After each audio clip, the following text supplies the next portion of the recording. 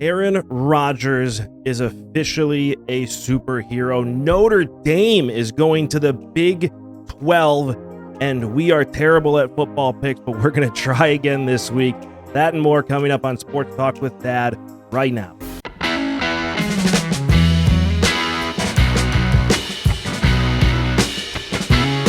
Welcome back to another amazing episode of Sports Talk with Dad. As always, my name is Kyle, and I cannot call this Sports Talk with Dad without the man sitting next to me, a man who used to dress in severe black jerkin with shorted bases over a light gray doublet with rows of parallel cuts between bands of gold braid.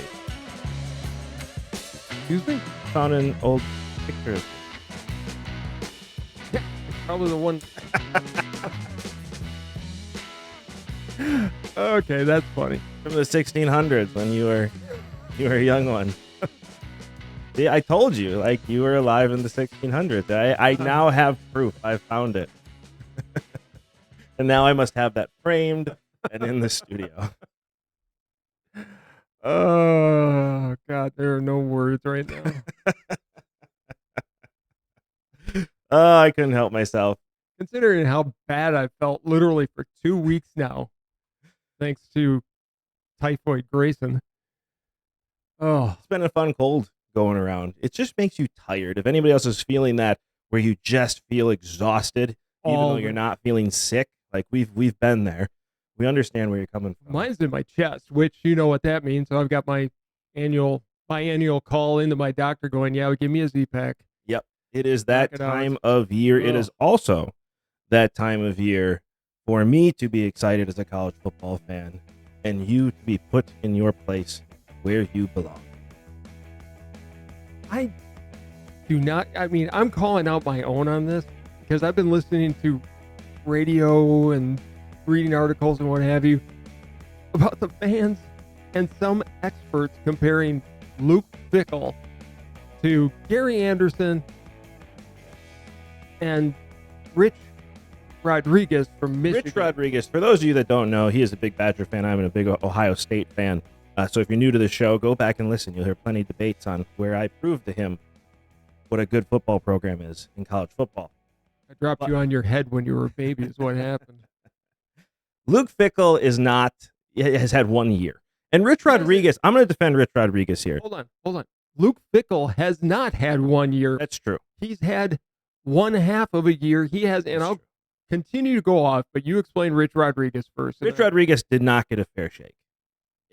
I've said forever, if you're a college football coach, you have to be given 5 to 6 years because that is when you will know how good of a coach that person is, especially if they run a different offense like Rich Rodriguez did.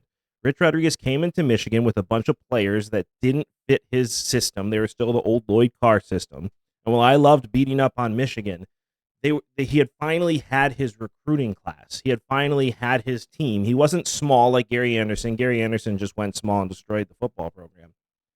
Rich Rodriguez was building towards something. And he's coming into his 5th year where he officially has his recruiting class because it takes 4 years. At least it used to. Not so much anymore, but back then it did.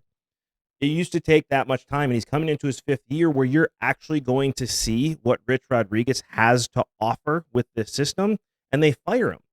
And then they bring in a new guy who doesn't run that system, who just ended up being a sacrificial lamb for Michigan. He was. Because you had to now rebuild this program again. So Rich Rodriguez, we don't really know what he was going to do in Michigan. He was never given a shot to prove it. That was in the days long before a transfer portal existed. But for fans at Wisconsin, to be calling out a guy who went to the National College Playoffs 2 years ago. Correct. With a Cincinnati team. None of these players are his. The offense and defensive line is one of the worst I've seen from a Badger team in a long, long time. They just aren't that good. They're not strong enough. They're not. Well, I think it's more than that. I think actually these guys just don't have the talent. Possible. And I mean, you're coming from a coach that didn't recruit. Fickell recruited none of these players. He got what he could get off the transfer portal. He signed a couple guys, but basically he's starting from scratch. Correct. Chris didn't recruit for years. The barrel was empty when Fickell got here. Correct. but people going, well, we've been better off with Leonard. No, you wouldn't have been better off with Leonard because he was part of that recruiting team. You had to have a fresh start.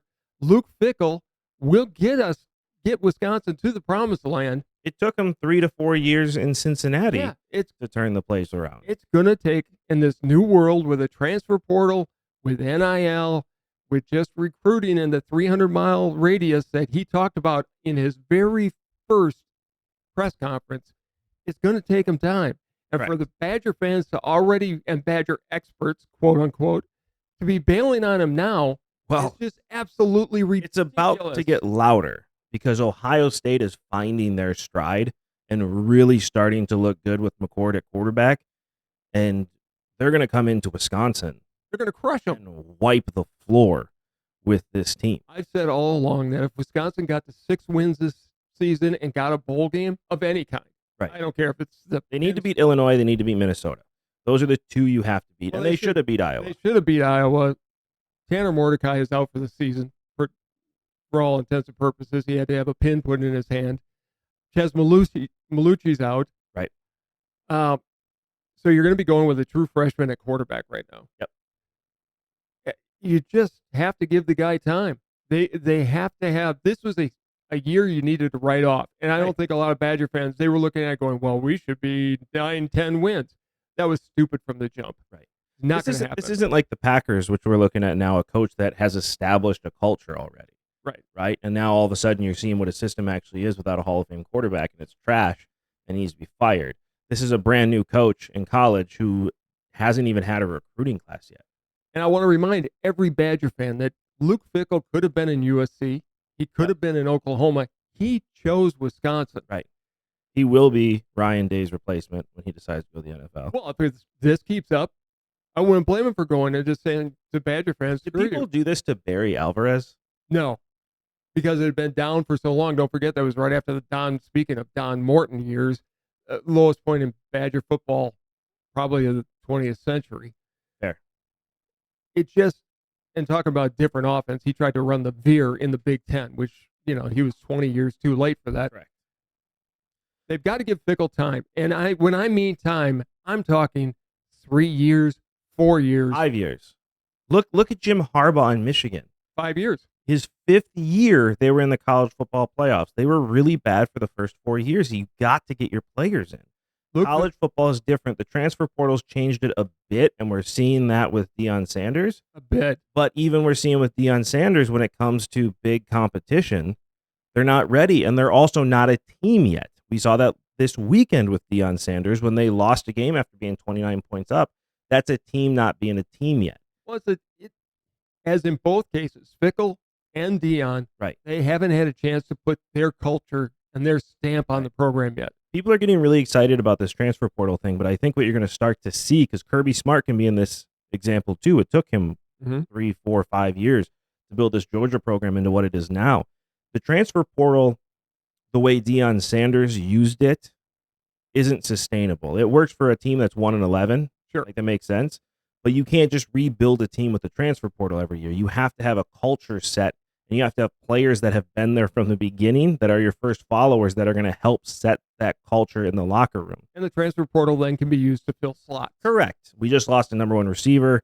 We don't have it right now. We're going to replace it with another number 1 wide receiver while we have these guys catching up. Correct. I mean, that's what the transfer portal is going to be used for. I think a lot of teams are going to start to do what Deion Sanders just did, and it's a mistake. 1, you're not Deion Sanders. Right. 2, it's not sustainable over the long haul. He brought kids in that are going to be with that team and that were bought in already. Like Travis Hunter and his son, both his sons were already with him at Jackson State and came with him. So they were able to sustain that culture. You need that. There's a lot more to this. And Fickell didn't have that. He brought his quarterbacks in from the outside. Correct. He has nobody there. He has nobody there except his coaches that he brought with and his strength coach, and it will happen, but it's going to take a few years. Wisconsin fans in general are weird in this way. I understand it coming from Ohio State fans because Ohio State's so used to being a national championship contender, and we didn't have that. We had that Jim Tressel, and then Luke Fickell took over, and it was a little bit down, and then we brought in Urban Meyer, and then just transferred over to Ryan Day and kept on moving. And because of the history, you guys could reload over and over again. Correct. There's no lack of talent at Ohio State. Wisconsin's not that type of program, and yet Wisconsin fans have this in their mind that they are. And they're not. Paul Chris, nice guy from everything I can tell, but he buried that program. Yeah. It's as low as it's been since before Barry. Correct. And it's going to take Fickell, like you said, and I'm going to say with the transfer portal, 3, 4, 5 years to get it to where maybe a Cincinnati was. Yeah, and if the Badgers can get to where a Cincinnati was, that's a win for them. And Badger fans need to stop thinking that they are an Ohio State or a Michigan or a USC type program or even a Penn State. You are not. And they need to stop being this parochial group of people who say, well, Leonard's a Wisconsin boy. We need to give him a chance. No, we don't. He wasn't the guy for the job. It's a weird thing. And I get Wisconsin pride. We obviously live here, and I understand it. It's a weird state pride. And there's a lot to it, but it's bizarre, and it's here, and you have to live here to understand it. But when it comes to the Brewers fans are like that. Packer fans are very much like that, where now I haven't been here for a losing season with the Packers, but I can go by what you have to say. You know, we want to go back to that picture, at the time that you were alive. It was like, well, Lombardi was here and Bart Starr was here and Paul Horning and Ray Nitschke. And so this franchise is just great because it was great, and it wasn't, but it was still that attitude of Packers fans. And I think we're going to start to see that again now. Which is in Green Bay. Yeah, they're going to start living vicariously through the Favre and the Rodgers years, and their aura is going to grow and grow and grow unless the Packers can turn it around and get back to the promised land. But in the case of the Badgers, Badger fans have to realize how bad the program had gotten, right? How low it had sunk, right? Chris McIntosh pulled a rabbit out of his hat by getting Luke Fickell. It was the hire of hires, correct, in 2022. You have to give it time. Fickell's probably the most frustrated of anyone right now, and it's going to take time. But he does not have the talent on the offensive defensive line.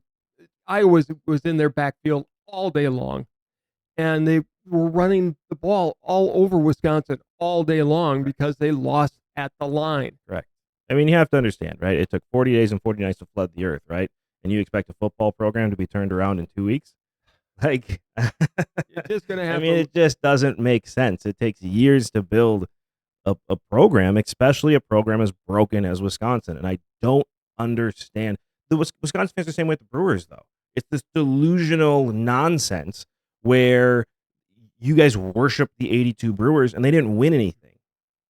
Because Raleigh Fingers was hurt. They won a National League pennant, and that's it. American League pennant. An American League pennant, I'm sorry. They won an American League pennant and lost in 7 games to the Cardinals. Like, they won nothing, and yet they're idolized. Well, and they do the same thing with the Badgers. They won the American League. We won 2 Rose Bowls in the 90s. 3. They went back-to-back Rose Bowls. But again, they were happy with getting to the Rose Bowl, even if it was the second place prize. It's still that, like, if we get to the Rose Bowl, we're a great team. That's this Wisconsin mindset. And it's so weird to me how you and your people react. Because I'm not. They're your people. They are my people. But I'm not happy with just getting to the Rose Bowl or getting to a bowl game. I want to compete for a national title. That's the goal here. And I think Fickell will get us there. But these Badger fans, and I'm really, really good friends with one of them, have just got to put their jets out and realize Leonard was not going to get them to the promised land. It's like somebody who is, a base level worker thinking that they can now be a director, or run a company. That's what the Badgers are, right? You're at the bottom of the barrel, but you think you deserve to be treated like the top of the pack. And it's like, you got to earn it. You've never been there. When Barry was there, it was a top 15 program in the country. Yeah. Their highest ranking was number 4. Correct. And that was after one of those Rose Bowls with Ron Dane. Right. Which was 1995. And they should have won the Rose Bowl against TCU. Bad coaching. Right. Didn't win the game. Seems to be a thing in Wisconsin. Bad coaching. Yeah. But right now, the Badgers, to get Luke Fickell, the Badgers were probably maybe a top 30 program. They had fallen that far.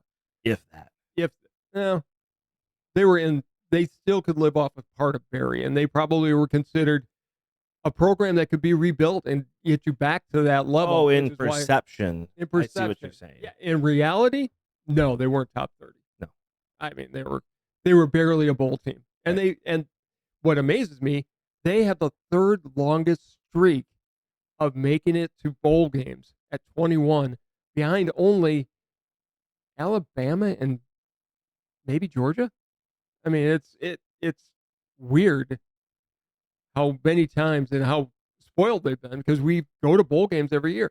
If we get to a bowl game this year, you should consider yourselves very, very lucky, because I don't see a lot of wins. No. Especially now with Mordecai out. No. You got two true freshmen, well, redshirt freshmen, I'm sorry, who are about to pick up the mantle, and redshirt freshmen that this is also their first year in the program. Right. And we're going to find out exactly what they have. And you're relying on Braylon Allen as your only running back. Yeah. It's going to get ugly, Badger fans, and it's going to get worse before it gets better. And I love to say this, but you guys suck. Like, it just is what it is. And Luke Fickell will turn it around. And then he'll come back home. And life will be good. But speaking of coming back home, just make me want to reach over and slap you. Yeah, that's my whole point as your child. I know. But speaking of schools coming back home, Notre Dame may be about to make a big announcement. They're going to have to jump into a conference at some point. 2024 is set. The new Big Ten is set. Notre Dame about to go to the Big 12. It's the wimp's way out. I mean, honestly, if you're Notre Dame, you can go to the Big 12, and you're going to have lesser caliber teams on the bottom end. Right.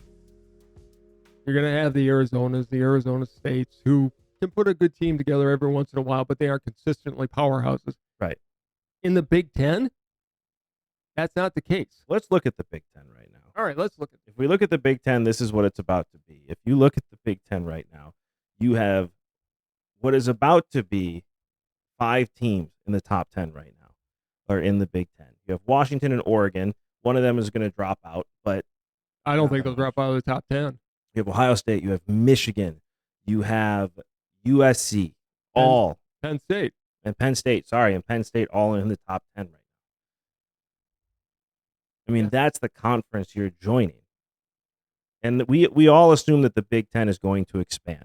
And it's been a conversation. There was a conversation that they were looking at Florida State, Clemson, North Carolina, Virginia, Notre Dame, and another school in the ACC. I can't remember off the top of my head right now. Georgia Tech, maybe? It wasn't Georgia Tech. It wasn't that one. Not Miami. It wasn't Miami either. It was Duke. North Carolina State and Boston College. We're not looking at Duke. I would go with Duke over any of the Boston College or NC State all day long.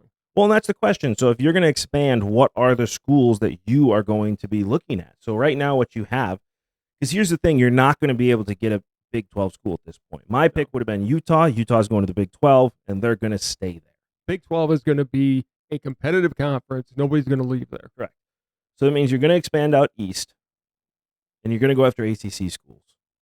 So if I'm looking at this, if I have 4 schools to pick from, just to pick, I am going Notre Dame, which you can see in the middle, Florida State, Clemson, North Carolina.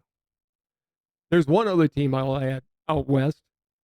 I don't think it'll happen, but it would have been your pick a long time ago. Would have been Stanford. Stanford just joined the ACC, which is a dumb thing to join. ACC is going to be falling apart. I mean, if they lose Florida State and Clemson, right, they're going to have to merge with the Big 12. They don't want Stanford, though, anymore. It's they been proven. They weren't even looking at Stanford. It's not even in the conversation. It's not going to happen. For me, you get Clemson, you get Florida State. Those are 2 huge wins. I've heard some people saying that the Big Ten doesn't really want Florida State. They're crazy. You want Florida State. Yes, you do. I mean, if you add Florida State, they're the number 4 school in the country right now. Right. And great programs, great facilities, fits with the Big Ten. Correct. State school. Yep. It fits. North Carolina also fits. They've got a good program right now that's turning around. Notre Dame's got to decide what they're going to be. Their fans still think they should be independent. Well, if I'm the Big Ten, and we've talked about it on this show several times, if I'm the Big Ten, fine, stay independent, but you're not playing our teams. I would love independence too. You don't play anybody. You play big schools maybe twice a year, and if you win those games, which is all you have to try for, because let's be honest, you're going to beat Army, you're going to beat Navy, you're going to beat Air Force, you're going to beat these schools that you're supposed to beat. You're not playing anybody, and then you come in against Ohio State and you keep it close, and you're like, well, this is we're great. Well, Ohio State has to worry about playing Penn State. They have to worry about playing Michigan. They have a lot more competition that they are going to be facing, not really just worrying about Notre Dame. Notre Dame is one of the big games. Notre Dame has Ohio State as their biggest game. And Notre Dame is going to be playing Wisconsin in Lambeau coming up. Okay. And so, I mean, they want to play the Big Ten schools and the marquee games occasionally. Correct. However, playing in the Big Ten week after week after week it's a brutal run. Right. Well, they don't have divisions right now. They're coming into 2024 with the teams that they have right now. So if we go back to this real quick and we look at the Big Ten, there's going to be no divisions. There's 18 schools. There's going to be no divisions. It's wide open. Which will last 1 year. It'll last until it gets brought back. Here's the confusion part I have of the Big Ten. And I want to get back into the division side of things and the growth. But if we look at what the Big Ten is doing right now, they have the two-play opponent system. How are you expecting this travel schedule to ever work? You have Rutgers with UCLA as a home and away on their schedule. That's UCLA's penance for joining the Big Ten. I mean, that is just ridiculous. How in the world can you expect that with that type of travel schedule? And then Ohio State, you're not saying they have to play any of the new big schools. No, Wisconsin's got USC home and home, which will be a great series. And Michigan's saying the same thing. Michigan's saying you don't have to play Oregon, Washington, UCLA, or USC. Which is ridiculous. Penn State has USC on theirs as a home and away, but that's it. This is a 1 or 2 year fix. It is. And this is going to change because what you don't have on here is Oregon and Washington yet in that schedule. Correct. They're still figuring that part out. So I think a lot of this is going to change. There's no way you have Ohio State, Michigan not playing against at least one of the new schools home and away. And they're big games. Ohio State, Washington is a huge game. Michigan, Oregon is a huge game. Penn State, Washington, pick every game is a big game of those teams. They've added class and to the organization. Right. They'll do the same thing when they add Florida State and Clemson. Right. And that will take them to 22 teams, correct? It will take them to 22 teams. My question is, I get Rutgers, UCLA, because they're both not great teams, right? They're kind of in that same area. What the heck are you doing having Wisconsin play USC? I mean, clearly they're just trying to give USC a win. Not necessarily. I mean, I just had to take my shot. I know you do. But Wisconsin fans travel. Make no mistake. They do. That Coliseum is going to be packed with Wisconsin fans. They do. And that's why you see a lot of these teams not having 1 and 2 versus UCLA. Their only teams they're playing twice is Nebraska and Rutgers. Now, Nebraska fans are going to flood to UCLA. USC draws. It's going to be hard to find a ticket to those games. They'll be there. Don't get me wrong. But can you imagine having Ohio State, Michigan, Wisconsin, even Minnesota going to UCLA? Iowa. Only to those fans. Penn State. It's going to be a home game, which is something UCLA is going to struggle with, like we talked about before. Big Ten teams travel well. So here's the question: because you're not going to, it's not sustainable. To have a wide open conference. Correct. All those packed in there. Especially with the way you're adding it. Correct. So my thought is, if it's 22 teams, you're going to have 2 5-team divisions and 2 6-team divisions. There's no way that's going to happen. You're going to have 2 divisions. I don't think so. You're going to have 2 divisions. What? Okay. I'm going to break this out. What is it? Hold on. What does the Big Ten always chase? Money. Right. What's going to be better? Having 4 divisions playing and then going to a semifinals and a finals, or just 2 divisions. They want 4 divisions. How are you going to break that up? Who's going to be your 5-team divisions? So they'll be on the West Coast. It'll be Washington, Oregon, UCLA, USC, and Nebraska. Okay. On the East Coast, Florida State, Clemson, Rutgers, Maryland, Penn State, or North Carolina. They'll divide it up somehow, but they'll have 5 teams on either coast, and then you'll have 2 16 conferences made up of the original Big Ten teams. You could. So you're going to put Rutgers, Maryland, North Carolina, Clemson, and Florida State together? I'm just throwing it out there. It's having 6 teams between. I mean, it won't be all because you have Notre Dame squeezed in there. Well, you have Notre Dame. You're going to have North Carolina. I mean, there's going to have to be some juggling to do, but I could see a conference being made up of Wisconsin, Minnesota, Iowa, Illinois, say you Michigan do that. State. This is another reason Notre Dame is going to the Big 12.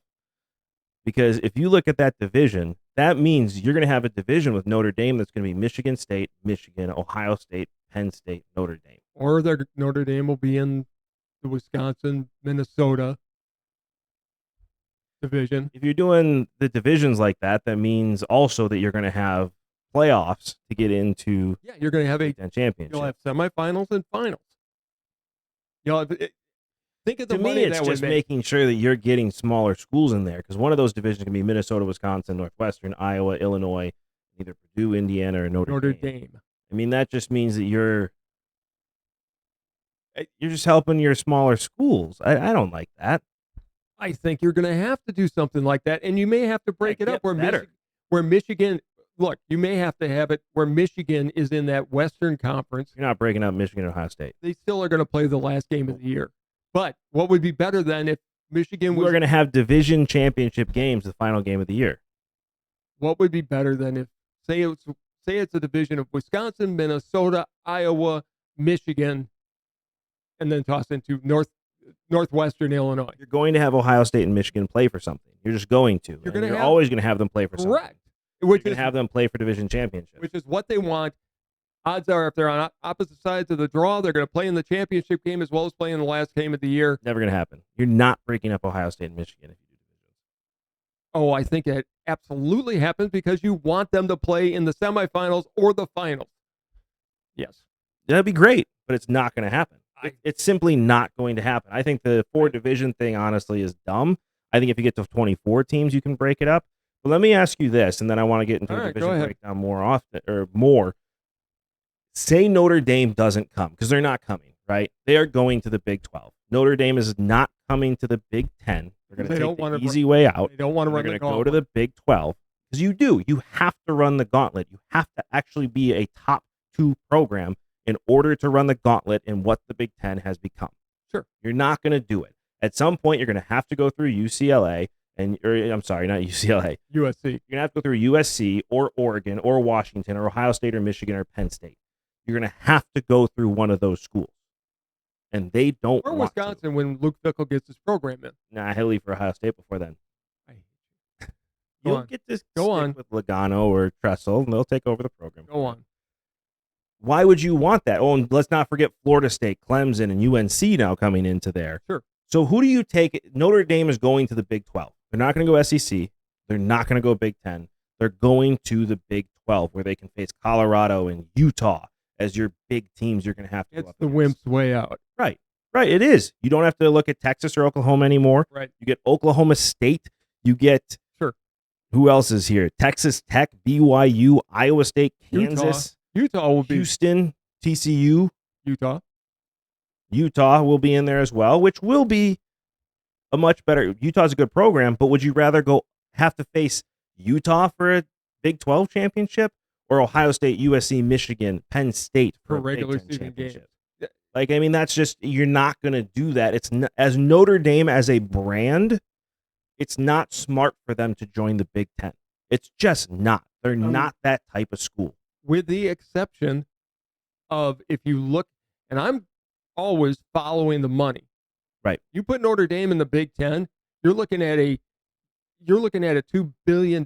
Notre Dame makes more money as a brand on their own than they ever would in the Big Ten. Not the case with this next You're contract. going to want a special contract, though. Notre Dame's going to want what Texas had, which is your own network, which is your own finances, which the Big Ten won't allow. There's a reason Texas isn't in the Big Ten.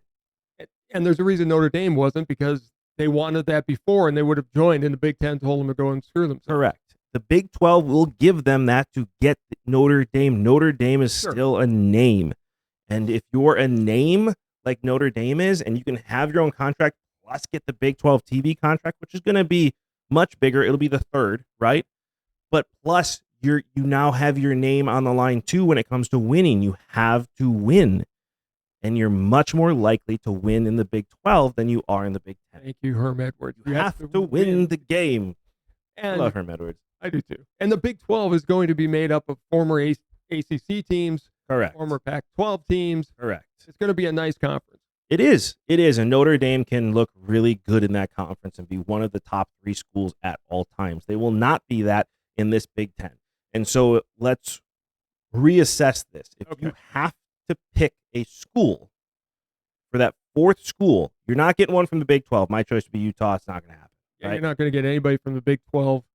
So you would most likely be poaching more from the ACC at that point. Who do you go get?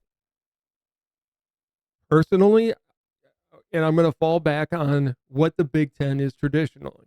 Big state schools. Their own stadium. Right. Top academic programs. Virginia fits that mold the best.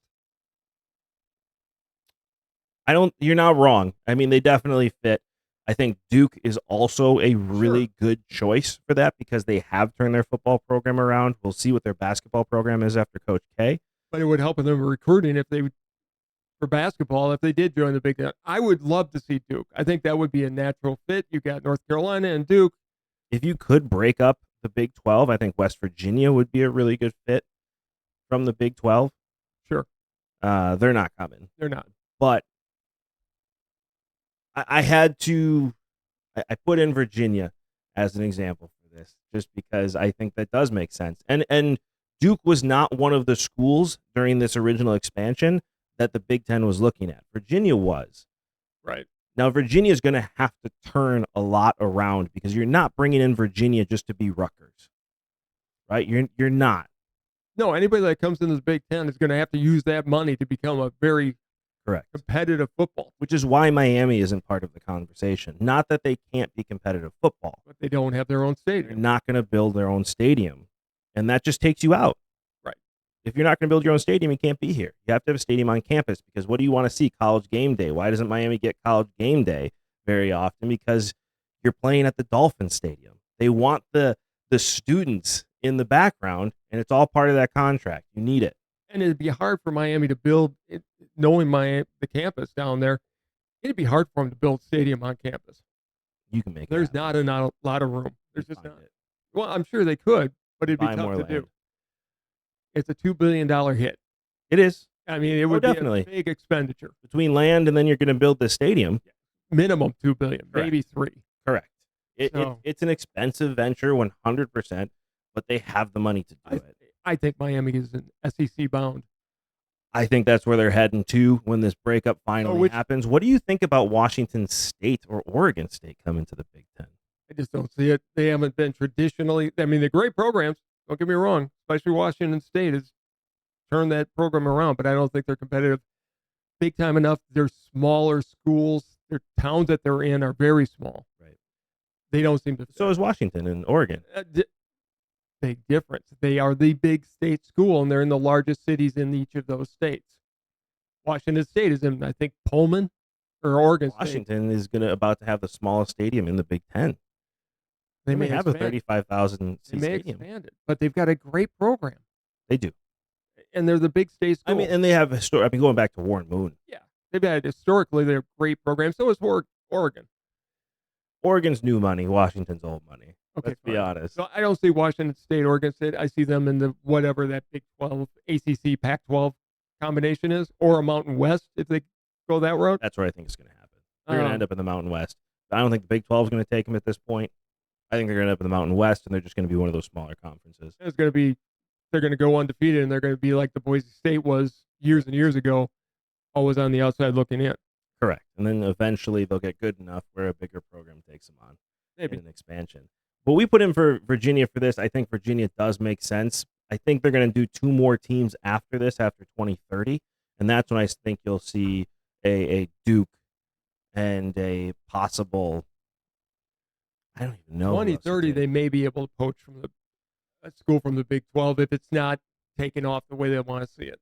I could see a Duke and a, I don't know, do you take Georgia Tech at that point? No. You take the North Carolina State maybe at that point? Pitt, Syracuse? No. I mean, I like your West Virginia idea. That'd be a perfect fit. I think West Virginia fits very, very well. It gives a good rivalry to Virginia at that point. It's natural. It fits. It's another Eastern, but yet Midwestern feel to it. Right. Just don't know if it'll ever happen. Now, this is what I think when it comes to divisions. This is what I'm going to do, using the Notre Dame as an example here, but I think this is what you're going to see when they finally expand in the next couple of years. I just think you're crazy.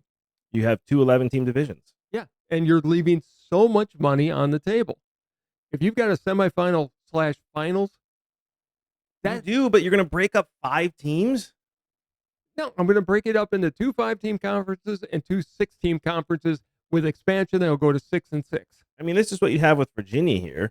Like, if Virginia is the team that comes, which I think is going to be the case, you'd have, Florida State, Clemson, North Carolina, Virginia, Maryland to make up a semi-ACC reunion division. And then you're putting, Rutgers in with Penn State, Ohio State, Michigan, Michigan State, and Purdue?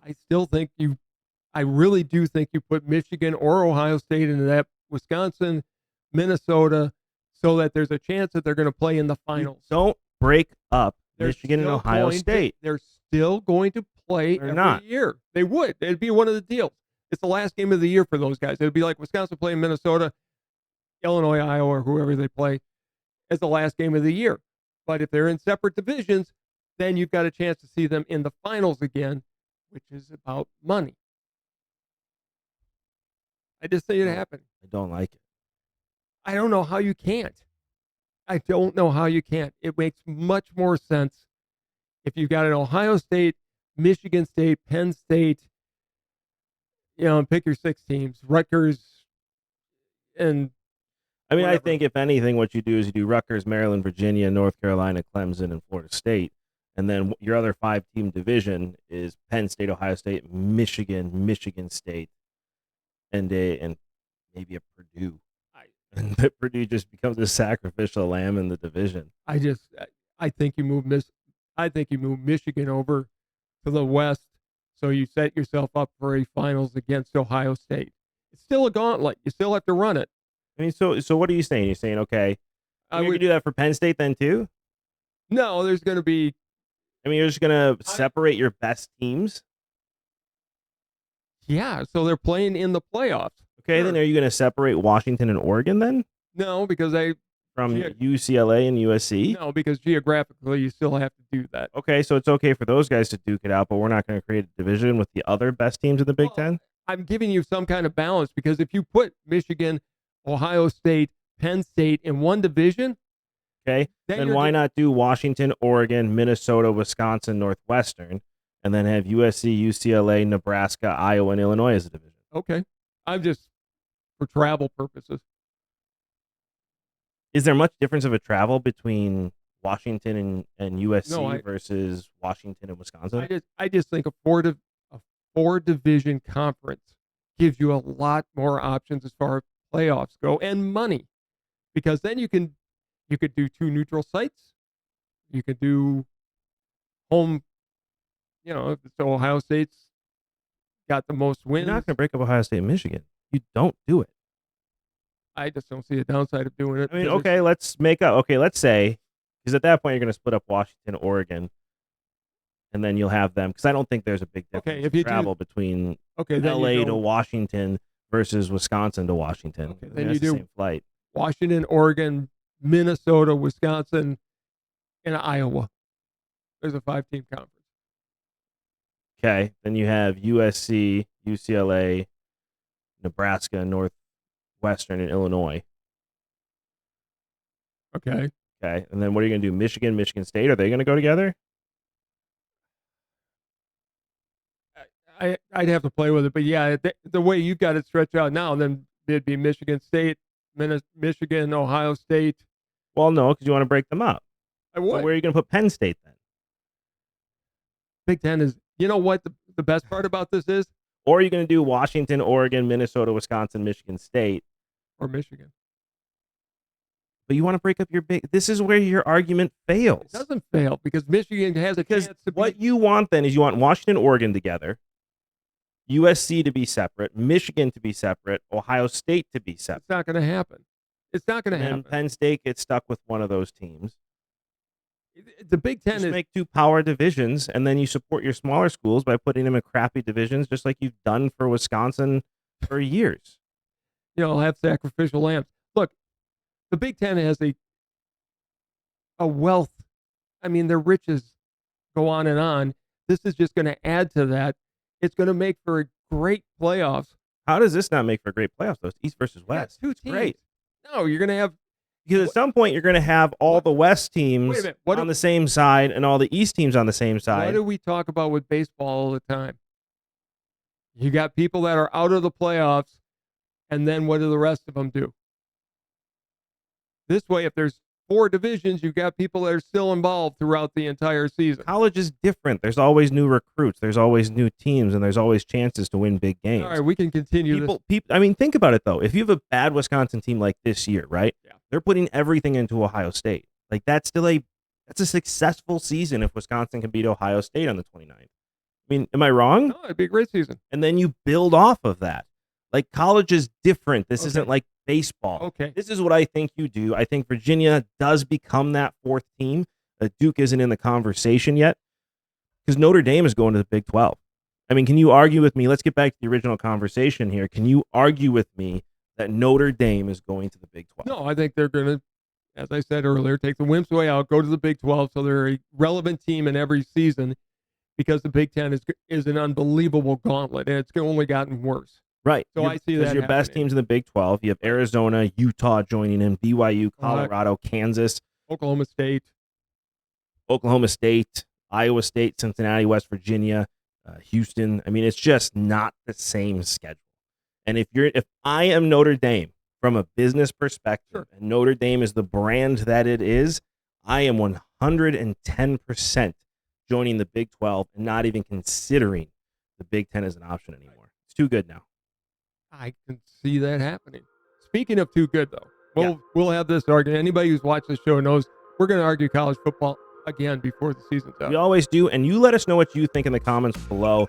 And while you're down there, don't forget to like, subscribe, and hit that notification bell so you get to enjoy this show as much as we enjoy making it most of the time, except when he speaks dumb. Or when you do. But when we're talking greatness, greatness, Aaron Rodgers was on the sideline. What is he doing walking without a boot? He's got the best doctor in the world. I mean, I heard today, I was listening to McAfee, they did a new type of surgery. Which he said before. Yeah, they were doing it. He says he's not stretching the Achilles yet. Okay. But he's putting weight on it. Right. He's transferring weight. And he's throwing a football. I mean, he was throwing footballs. He was stretching that thing a little bit. A little bit. And it's a specially made shoe. You can tell that. How is he walking without a boot? I get specialty made shoes. Okay, I understand that. I had to have a specialty made shoe when I broke my foot. Sure. Very different. I understand. But I snapped that bone in half, right? I was in a boot for 2 months. Yeah. While the bone healed. He had his flipping Achilles roll up like a window shade. And I get it's different. The bone heals differently. Yeah, but the Achilles heel has traditionally been a 12-month process. Correct. And a very bad process. And he heard it week 1. And it's week 5 going into week 6. He had the surgery the day after. Was it week 6 going to week 7? It's week 6 going to week 7. Yeah. So, okay, 5 weeks. And he's walking. And he's talking about playing in 3 weeks. I think he will. I said he was playing after the bye. Under the assumption for me that it was a 12-month recovery. I said week 15, if they're in playoff contention, he's going to play. He's thinking way before week 15 now. He's thinking week 10. Yeah. He's going to be back playing. I mean, they could run a shotgun with him right now. Well, except for one thing. the Jets don't have an offensive line. They've got to make trades if they're going to bring him back for Week 10. They do. And I don't know if they have the capital to do it. I don't know. But they have to do something about that offensive line. Yeah. I mean, that's not the full reason he got hurt. It just was what it was. But him not having a left tackle, and their left tackle is now on IR. If I'm the Jets, I'm looking at him going, dude, I love you, but this is That's not what they're doing. This is a business decision, and you've got to sit out. No, it's not what they're doing at all. They're going to let him play. Correct. He could snap that thing the first series back. He could. He won't. He probably won't. The only question is Aaron Rodgers, greatest of all time, right? He can do anything, but traditionally he likes to roll out when plays break down and wait for something to come his way. And he's going to be a pure pocket passer. He's going to be Tom Brady and Peyton Manning now. He's not going to be able to roll out like he used to. No. And but then again, I don't think he plays if he's not able to. I don't know Aaron Rodgers from the guy at the grocery store, right? I don't know him personally, but watching him as a competitor, he's not going to not do that, right? He's going to come out and do whatever it takes to win no matter what. Let's not forget, this is the guy when he took over for Brett Favre in that Cowboy game, on the second play broke his leg and then finished the game. Yes. Played 3 more quarters, 2.5 more quarters with a broken leg or foot or whatever he broke. He played all last season with a broken thumb. Correct. This guy is old school gladiator football. Well, he learned from the oldest school gladiator with Brett Favre. Correct. Do not make for a second question whether Brett Favre, if Favre is going to play, Rodgers, by God, is going to play. Correct. And he did, and he's will. Coming back now. The best part of the entire interview on McAfee was when he compared his medicine to Fauci's and took his victory lap. He goes, I'm going with my medicine because I've been proven right. So I mean, okay, I wouldn't go in on all psychedelic saying you've been fully proven right, but I think he's to each their own. I think at this point with all the vaccines, the vaccine thing is a different ballgame. Listen, he's right. I went to the ER because my heart was acting up one day, and the first thing they asked me is, "When's the last time you've had a COVID shot?" Like, okay, lesson learned. I want to hear Hamlin talk at some point, but anyways. I just thought it was great to see Rodgers on the sideline. He's obviously had an influence on that team. Correct. Him being around and talking in the headset, not only to Hackett, but to Zach Wilson. But him walking. Is Wilson sitting there? Here's the question with Zach Wilson, right? Is he now in a position where he's seeing Rodgers coming back and getting excited that Rodgers is going to be back? Or has he gotten to that level of competitor where Rodgers is coming back and he's still going to fight for that starting job? No. I mean, that's not even there's not a competition. When Rodgers is ready, he comes back. What it is doing, though, is showing that Wilson's going to be a good quarterback, and if he sits behind Rodgers for another year or two, he'll be ready to take that team. Yeah, he's gotten a lot better. It's funny, I find myself rooting for this kid. When last year I was like, get him out of the NFL. He's an immature kid.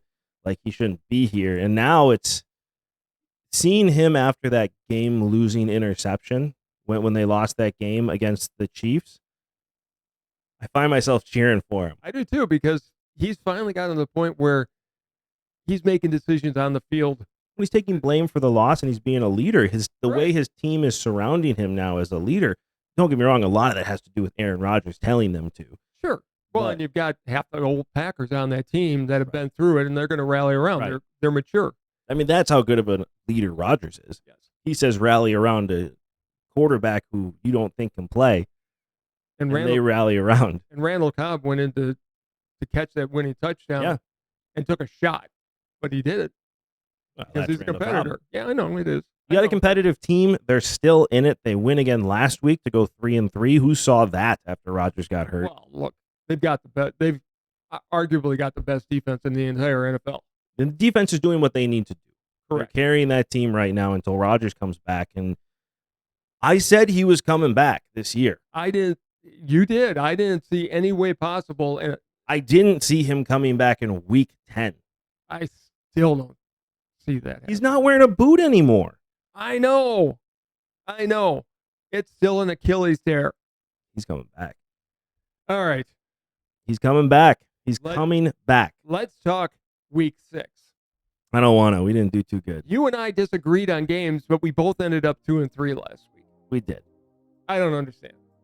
I took the Jets and the Saints. That was our difference. You took the Eagles and the Texans. And there you go. And that made up the difference. So we both made bad picks. So let's look at week 7. All right, week 7. Jags at the Saints. I want to believe in the Jags so much, but they aren't showing it. I don't know what the regression is. I mean, it's a sophomore slump from Trevor Lawrence because, again, we're going to treat last year's as rookie year, right? And so this is kind of the sophomore slump. They still have a talented team. The defense needs to continue to get better. I do think Doug Peterson's a good coach. And the Saints haven't looked good either. No. At all. I mean, the Texans are getting better, but they still had chances to win that game and should have won that game. Derek Carr is again showing who Derek Carr is when he's really bad. He either looks like a Hall of Fame quarterback or he looks like he shouldn't even be in the NFL anymore. He's the second best quarterback in his family, make no mistake. He is, but his older brother should have been one of the greats. Texans ruined him. They did. I because I cannot give up on the Jaguars yet. And I guess it's just me wanting to win, but if you look at them on paper, they should be much better than they are. I am going with the Jacksonville Jaguars. As am I, because they should be good. And they were good at the end of last year, and I think they'll come around. And I think this may be the start of it. They get healthy against the Saints, so I'm taking the Jags. We'll see. Next game on the list here, Lions at Ravens. Speaking of one of the best defenses in all football, yeah, this will be a great game. But Goff is proven to be a very, very good quarterback. Is a winning quarterback. Yeah, has been his whole career. I think the Lions are for real. And I think they go on the road and they win this game against the Ravens. The Goff-Stafford trade could go down as the most productive trade for two teams in the history of the NFL. The LA Rams get Stafford and win a Super Bowl. Correct. And the Lions get Goff and turn their franchise around and a first-round pick. And they turn their franchise around. Dan Campbell is the coach of the year. And they're not going to give it to him, and I don't know why. But he is the coach of the year. Their GM is the executive of the year. The Lions are not going to only go into Baltimore and win this game. They are going to prove to the entire NFL that they are the best team in the league and will have the best record at the end of the year. The Ravens need to figure out, I said this last week, the Ravens need to figure out what they're going to be on offense. What is your identity? Because this wishy-washy back and forth nonsense you're doing is getting you nowhere. They refuse to cut Jackson loose. And that's going to be a mistake in the long run. But that's John Harbaugh. He's conservative as conservative can be. Well, then make yourself a running offense and call it a day. But don't go back and forth and do this wishy-washy nonsense where you find yourself with a worse record than you should have. If I'm an NFL player, I want to play for Dan Campbell. Yeah. So I'm taking the Lions. We're both taking the Lions in this game. The next game up, the Dolphins at the Eagles. Tua Tagovailoa is slowly becoming my favorite player. He's got skills. He's got skills. You're looking at number one versus number one here. You got two quarterbacks. This is a fun game just because of the story behind them. Sure. You know, Jalen Hurts gets benched for Tua Tagovailoa. They both wear number one in the NFL. Tua just makes Favre-esque throws at times. Tua's really good. He is really good. There's never been any question about that. Well, it's just going to stay healthy. And they're protecting him. I mean, he's always one hit away. He is. They're playing on a bad turf in Philadelphia. They are. But here's the thing. The Eagles had a bad loss last week. Very bad loss.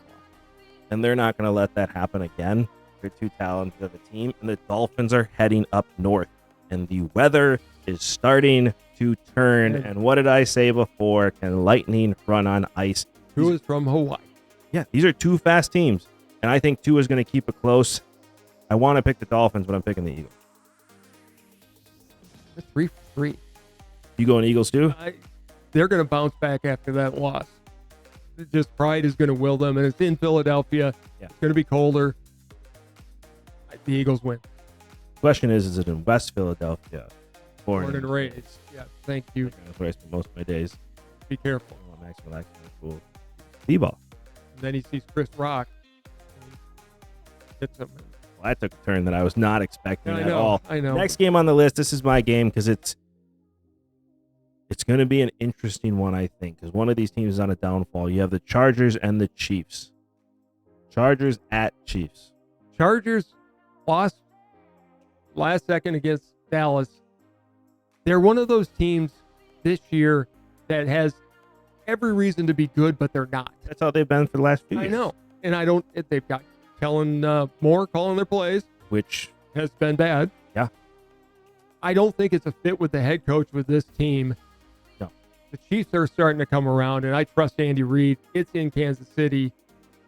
There's no way I'm taking the Chargers in this game. The Chiefs are going to win, and this is my pick to win fairly easily. The Chargers are such an up and down team because Herbert is such a good quarterback. He is. Watching him stand in the pocket, I mean, he's taken so many leaps and bounds. He is a top 5 quarterback in this league right now. Mahomes without Travis Kelce isn't great. No. He just hasn't been. He needs that security blanket, and he's pretty banged up. I mean, he's pretty tired from all the nights with whatever her name is. Taylor Swift? I mean, she stays up late. He's got to stay up late to talk to her on the phone because she's doing a concert till 1 a.m. Right. Just saying. I think that the Chargers are going to come in and surprise everybody. I think the Chargers are going to win this one in Kansas City, and it's going to be and then I think they're going to come back the next week and lose. Probably. Because that's what they do. All right, so this first game we're different. Final game, as always on this channel, will be the Green Bay Packers at the Denver Broncos. Who cares? Why did you pick this game? Because it's a Packer game. And we haven't talked Packers at all today. We've been very good. But I have to pick this game because there's a reason we don't talk the Packers. We talked about them all last week. I picked this They're game. a bad team. I picked this game because I think Denver can get their first win here. Denver has their first win. Their second win. Excuse me. I know they have one win. Packers better not lose this game. They have done nothing. They've got a bad defensive coordinator with a good defense of players. They've got a bad offensive play caller with no veterans. With no veterans at all. And Aaron Jones is coming back. Should be healthy this week. Okay. That didn't matter the week before when he was in there. Who are you taking? I'm taking the Packers because I refuse to take the Broncos on principle. But, I mean, if the Packers lose this game, then... Well, it's what we've been calling. I mean, I'm just going to cry. I'm going to sell my ownership stake. Packers have been so up and down. I mean, they're looking like the 5-win team I predicted them to be. Yeah. This better be one of their wins. Jordan Love is going to look good in this game. He's going to look like he did against the Bears. It depends on the play calls, though. If they actually run a West Coast offense, which they should, which is slants and getting the ball out of his hands quickly, that's going to be the Broncos have no defense. They just traded their best defensive player and cut another. They have nobody there. But then again, the Raiders 2 weeks ago were playing 2 practice squad corners, and we didn't take advantage of it. There's just no scheme. There's no concept of what an offense should look like. They're going to run 14 screens. He doesn't know what he's doing. I'm trying to think of the coach that he reminds me of. There's a coach from the late 90s, early 2000s that was with I can't remember who he was with, but it's just like, this is my offense and I'm going to run it. Marty Schottenheimer? It might have been Marty Schottenheimer, where it's like, this is what I'm going to run. And you're just going to have to deal with it. And it's like, yeah, but you need to be able to adjust. I don't have to do anything. Look, everybody knows I'm not a fan of LaFleur. I think his time is gone. He's reverted back. He never had time. He's reverted back to. Our head coach was Aaron Rodgers. I know, but he's reverted back to. LaFleur's reverted back to what he was in Tennessee. He's the same person. Aaron Rodgers called the plays. He did, and Jordan Love should call his own plays and run slants. I mean, Romeo Doubs should be running a slant on almost every play. Yeah, because we have no offensive line. None. And you need to get it out of his hands quick. Okay, so we're both taking the Packers. The only game we disagreed on this week, Chargers and Chiefs. Well, it's because what other choice do I have at this point? If we can't beat the damn Broncos, most dysfunctional team in football besides the Chicago Bears, I mean, then let's just get the first overall pick. and call it a day and not take a quarterback, but take a new coach. Well, I mean, who are the Packers going to have as a coach next year? you know who I'm going with Eric Bieniemy. I go him or Dan Quinn. Either one. Or I go to Detroit. Get their offense coordinator. Yeah. That'd be a fun one. That would be he would be creative. He would. And I would have liked to see All right, that's my new pick. Okay. I'm in on that one. All right. So, But we've had a fun show. You let us know what you think in the comments below, and while you're down there, like, subscribe, and hit that notification bell so you get to enjoy this show as much as we enjoy making it. Anybody that's watched this show before knows that you cannot have a conversation with your father without your dad getting the last word, so it is all you. So baseball has been my favorite game forever and a day. It's one I fell in love with first. Obviously, I love football, but I've always loved baseball. I watched the American League Championship Series. Texas looks outstanding. It was a fun game to watch. Last night, Philadelphia looked amazing with between Schwarber hitting home runs and Harper hitting home runs. It was both Philadelphia and Texas looked like they're on a steam trip, or two railway trains going to hit each other in the middle. It's going to be a great World Series. But if you haven't tuned into the championship series yet, you need to do it. Baseball is still that great game, and when it gets down to championship time, it's even better. The pitching duels have been great. There's been a lot of matchups between the pitchers and the hitters. The umpiring is great because Angel Hernandez isn't there. Watch the games. Enjoy them. Baseball is fun to watch. I just wish they'd start the games earlier, although the Rangers game started at like 3 o'clock yesterday afternoon, which was great. Yeah. And now with the shot clock, games are getting done in 2.5 hours. It's outstanding. It is. They always start them at this early in the national. You know what I loved about Texas the most? Houston put a shift on. Yeah. Texas hitters hit to the opposite field. That's the way to beat a shift. Be a better hitter than they were. You know another way to beat a shift? Hit it over them. You wear that. Really? You had to bring that back up. It's the perfect way to end the show. I need a hat. You do need a hat. We gotta get you a hat. I don't look good in hats. I mean, it was your choice when you put this on. Yeah, I never put that on. Thank you so much, as always, for watching. This has been Sports Talk with Dad. We'll see you next time. Bye, everybody.